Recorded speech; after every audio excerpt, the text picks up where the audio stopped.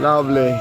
So this is what we've been aiming for all this time. This is the block factory bricks that have all come into place, and you can hear them, they're getting all excited. Everybody here is really learning for the first time how to lay these interlocking bricks. So we're training people up in how, like a new way of building. It's just like Lego, so it's nice and easy for them to learn and get the idea of bringing a building up nice and straight.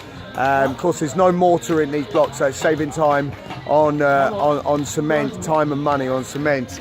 And as you can see, they're really nice to look at. We've got some of the ladies working with us, and these are the blocks, and you can just see them. They're absolutely beautiful.